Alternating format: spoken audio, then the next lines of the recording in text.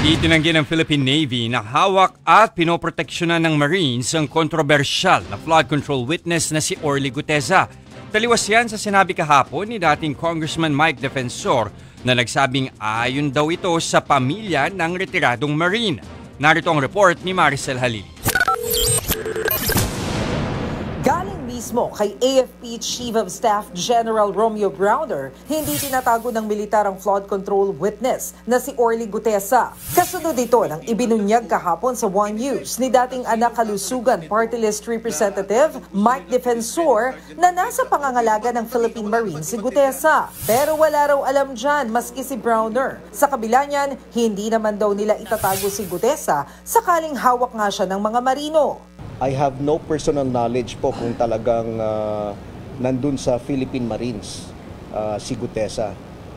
But let me make it clear na kung nandun nga siya, no, ay wala pong intensyon ang Armed Forces of the Philippines na itago yung mga witnesses natin. No? In fact, tutulungan pa ho namin yung korte or kung anumang mga ahensya or bodies, investigating bodies na i-produce yung mga witnesses natin, no, para makatulong po sa ating investigation, lalong-lalo na po laban sa korupsyon.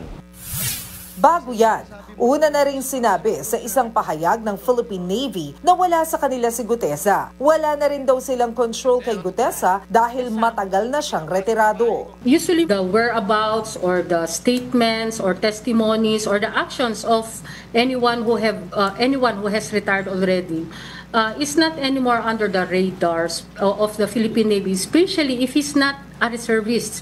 I would like to highlight that Mr. Guteza is not a reservist because when he retired in June 2020, the law was not applicable to him. Maski nga si Senador Ping Lacson, sinabi na wala sa kustudiya ng Marine si Guteza. Ayon daw yan sa isang Marine Commandant. Tanong pa ni Lacson, hanggang saan pa aabot ang mga panluloko? Wala pa namang sagot siya si Defensor. Si Guteza ang ipinakilalang witness ni Senator Rodante Marcoleta sa pagdinig ng Blue Ribbon Committee noong Setyembre sa maanumalyang flood control project. Siya ang nagsabing nag-deliver siya ng mali-maletang pera kina dating Congressman Zaldico at dating House Speaker Martin Romualdez. Pero itinanggi na nila yan pareho. Napag-alaman din ng Manila Regional Trial Court na pineke ang pirma ng abogado sa sworn statement ni Guteza na binasa sa Senate inquiry. Ayon ito mismo sa abogadong nakapangalan sa pinanotaryo umanong affidavit ni Attorney Pechi Rose Espera. Dahil dito, ilang mambabatas na ang nanawagang imbestigahan ng Department of Justice si Guteza. Nagbabalita mula sa Frontline,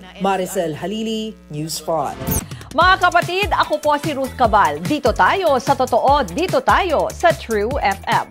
Mag-follow at mag-subscribe din po kayo sa aming social media accounts at True Network PH. Diyan po yan sa aming X na dating Twitter, sa FB, sa Instagram, sa YouTube, sa TikTok at sa mga podcast. At syempre, tutok din po kayo sa Signal True TV Channel 19.